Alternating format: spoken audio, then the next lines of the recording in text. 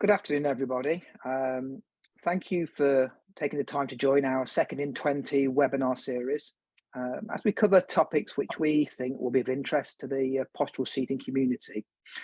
In 20 minutes, it's very fast-paced and succinct, so really looking forward to today's session. My name's Tim Daniels, and I'll be hosting this session.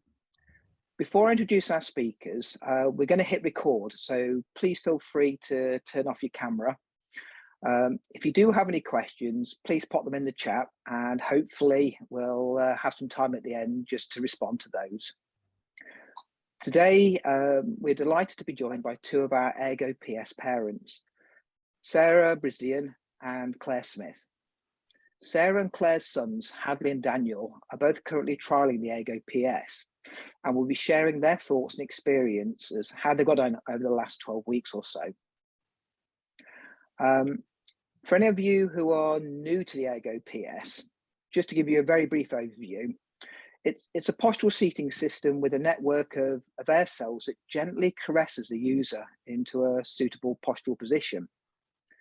As they shift or slump, it will automatically correct their posture, removing the need to physically adjust them. It's controlled by an app for carers or by end users, depending on their conditions, to provide them with a degree of independence to manage their own comfort and support. I'm really interested to hear a parent's perspective, so I'm delighted to hand over to Claire. Claire, over to you. Super, thanks very much, Tim. Yeah, I thought I'd just start by sharing Daniel's story, telling you a little bit more about him, and then hopefully either as a parent or as a therapist, if you have a child that you think might be quite similar to Daniel, that'll give you a bit of an idea about how we got on with the Ergo PS. So Daniel's 13 years old now. He was born at full term by forceps delivery. He was initially slow to feed and very sleepy, but other than that, everything seemed to be absolutely fine. It was between 3 to 6 months we noticed that Daniel wasn't developing typically. He was quite floppy, he choked easily, he wasn't reaching out to grasp for toys or anything like that, and he really wasn't tolerating tummy time. And this, way back then at 6 months old, was the start of an 8-year journey for us of genetic testing. During that time, Daniel had a working diagnosis of global developmental delay, and this moved on to profound and multiple learning difficulties. Obviously, during this time, we had a lot of input from pediatricians, neurologists, gastroenterologists, who else was involved? Speech and language, occupational therapy, and physiotherapy, all working collectively on his issues as such, to help support him develop as well as he could within his diagnosis of developmental delay. It was then in 2016 that Daniel was one of the first children in the world to be diagnosed with a dominant mutation of the ACTL6B gene. 3 years later, this was confirmed as the cause of his disabilities. That was a Canadian study. Feel free to Google ACTL6B. A lot of the studies come up. One of the main ones Daniel's featured in, he's child D1, if you are interested in finding out a bit more. So to continue, he is today still non-verbal and profoundly learning delayed.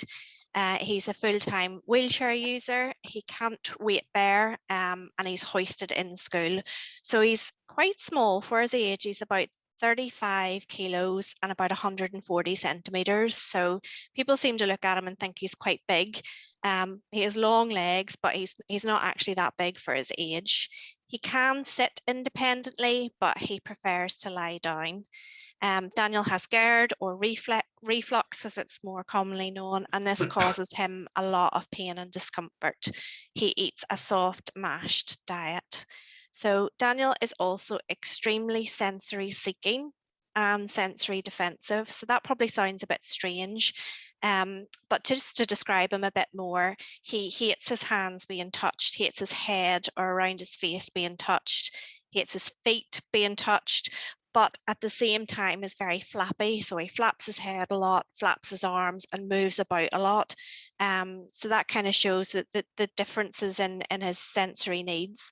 He also struggles with proprioception, and you can see that when he tries to reach out for something, it's not exactly where he's expecting it to be. So you have to watch as he kind of reaches round to try and grasp hold of whatever he's after. So as you can see from the pictures, despite me setting out all of his difficulties, he's a really happy boy and he absolutely adores being in water. So we do that quite a lot. Doesn't matter how cold it is, he still loves it.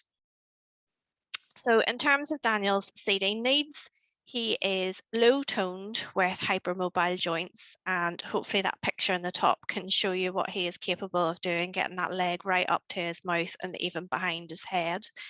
He currently uses a Lecky Mygo high-low seat at home and a chunk wheelchair, both of which have lateral support, a chest strap, foot plates with straps and a headrest. He wears AFOs, and for many years he's worn a full-length lycra suit for deep pressure, which is a photograph down in the bottom. We had great success with the lycra suit. It really seemed to centre him, help with his sensory issues, give him a bit of strength, and especially around the core.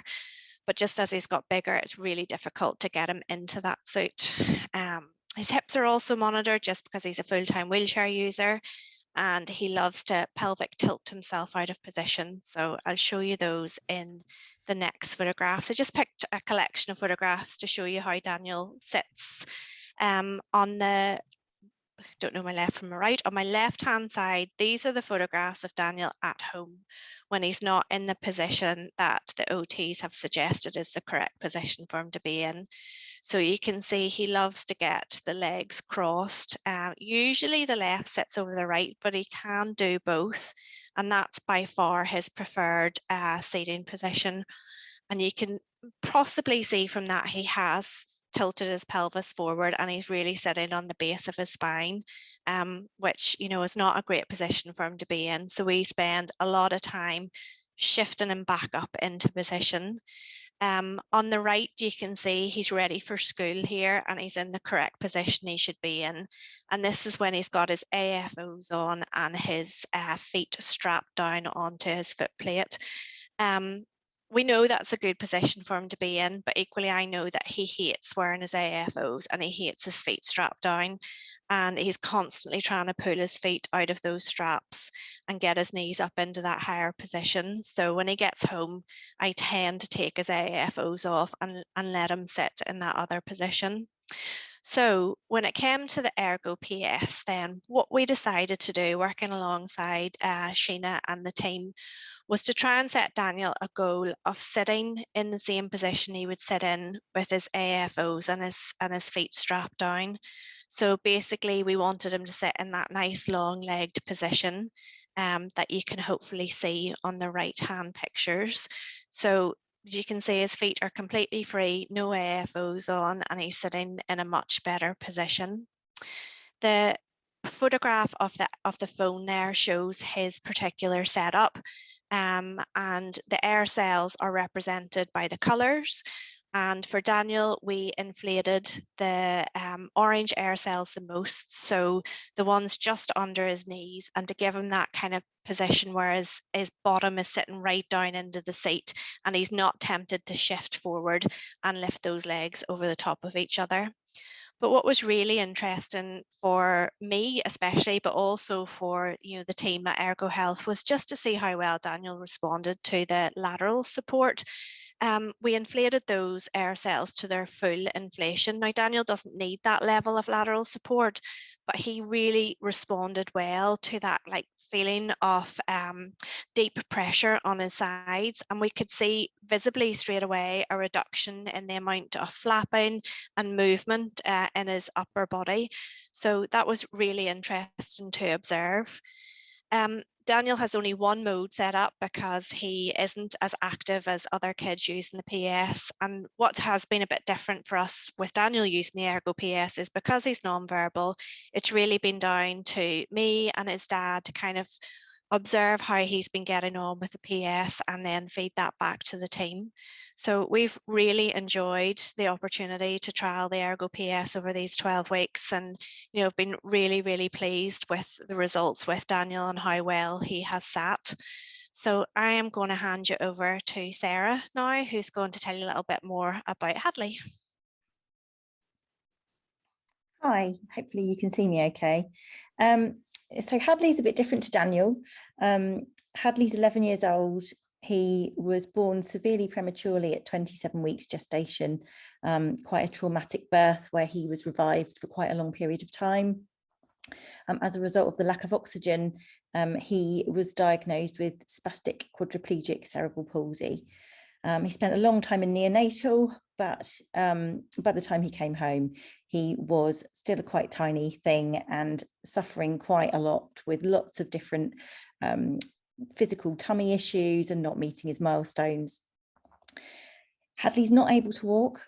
He uses a wheelchair full time to get around. And he needs a lot of physical support for all of his day-to-day activities because his muscles are exceptionally tight in his legs and his arms and his fingers, but then quite low tone in his trunk, which gives him a quite unusual pattern of muscle tone, really, which has given his OTs and physiotherapists quite a lot of trouble over the years trying to find something that suits him, as he's a very active child, likes to play a lot of sport, but he does need a really substantial amount of physical support in his trunk and lateral support particularly. We found, as I've just touched on, seating really on the market has never met Hadley's needs. It's either really dramatically supportive, which is great and will position him really, really well, but then he's not able to be independent and move himself around, or he finds it really uncomfortable and really, really rigid. So he's always complaining essentially that, you know, his wheelchair or his seating for school is just never actually comfortable for him. It's never really doing for him what it should, and it's not giving him the opportunity to access the world properly in the way that he perhaps could. So that's something that we've struggled with really since he was really tiny. We've never found anything until now that has particularly met his needs. The other thing to say about that as well is a lot of seating can be extremely costly. So we've invested over the years in lots of different things that we've thought might work, and we've had to have them adapted, which has not been kind to the bank balance. So moving on to the Ergo, we were super excited to start using one of these because it does very much seem like something extremely new and very well thought out on the market that we've just never come across before. And I think Hadley's thoughts on it kind of say it all, really. The first thing he said to me after the first day he used it was that it was the most comfortable seat he'd ever sat in. I think that combination of the memory foam and the dynamic air pockets is just the perfect combination for him. It gives him comfort, it gives him stability, it really props up that left-hand side that he needs because his core tone is a lot lower on the left hand side, so he will just lean to the left all the time, especially when he's tired. So that's just something that he has found incredibly useful, and the laterals are comfortable, and that's something that we have again just never found before. That air pocket makes an exceptional difference, especially for somebody like Hadley who is going to lean on it quite hard. It's really going to put a lot of pressure on that. He really needs that to be comfortable, otherwise he's just not going to tolerate it. So that's something that we found as a brilliant feature. And the app is fantastic, and it gives Hadley that real independence to be able to control things himself. So whilst the Ergo obviously will adjust and adapt to him as he's moving, whether he's gaming or whether he's watching TV or whatever it might be that he's doing, it also means that he can say, oh, I feel like I need a little change of position, or actually I want to do a bit of reaching over here, so I'm going to adjust the levels of support that I've got myself by my phone. It's just a really nice thing to be able to give him that opportunity to say, I'm in control of this, and I'm in control of my body, which is something that again he's never had to do before, or had the opportunity to do before, which in turn makes my life easier because I don't have to keep checking on him, I don't have to keep making sure he's comfortable, repositioning him. I know that he is either being repositioned by the Ergo or he's got the opportunity to do it himself. So it's a bit of a revelation for us, and I think you can see from his face in the bottom picture there, he's a very happy boy.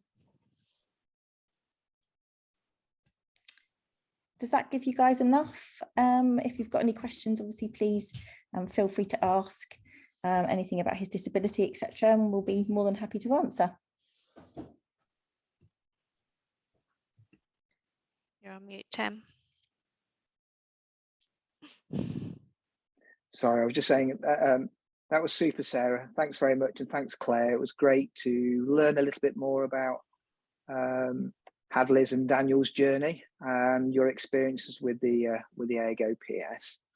A few kind of topics and questions have just come in, and it'd be interesting to get your feedback from a kind of real life experience. One of the questions that came in was around the battery. You know, how do you find charging it? How long does the battery charge actually last? You know, on a day-to-day basis. So I don't know if you have any thoughts about that. Yeah, well, we've tend to be using it from kind of when Daniel gets home from school at 4 through to bedtime at 8, and there's been plenty of charge for that. And then on a Saturday, he would be in it most of the day, and again the charge would last. I think the only thing that I've had to get used to is to remember charging it. You know, it's kind of not part of my, it hasn't been part of my day-to-day activities before. So but it's kind of no different, like you have to charge the hoist as well, so it just becomes part of your routine, really, just sticking it on charge at the end of the day. I don't know what you think, Sarah. Yeah, we're much the same. So Hadley tends to use it when he's home, when he's gaming. Occasionally we've forgotten to charge, and that's been a bit of a pain. But the great thing about Hadley is he's able to sit and use it even if it's not on. So it will keep some of its inflation. So he will, you know, he'll say to me, "Mum, by the way, it needs to charge tonight," and he'll still be able to benefit from it and use it, because again, it's the most comfortable thing he has. So he wouldn't then go and sit in another chair. But yeah, it's just getting used to charging, getting into that regular pattern. Okay, super, thank you. And in terms of the air cells, Sonny was asking about if there's any noise at all, any kind of low level noise that you hear in the background. Again, what's your kind of experience of the actual kind of operation of the Ergo PS? Do you want to go first, Sarah? Yeah, do you want me to start? Yeah, sure. So we do a little ergo dance to the noise of the air cells. So we just kind of, you know, you get used to hearing that in the background. Hads is not bothered by it.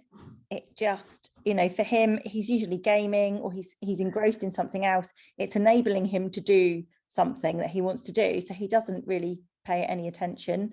And it does make a noise, but you can pause it. You can, you know, there are times when it might not be appropriate to have it continually moving. So you can just pause and work around that.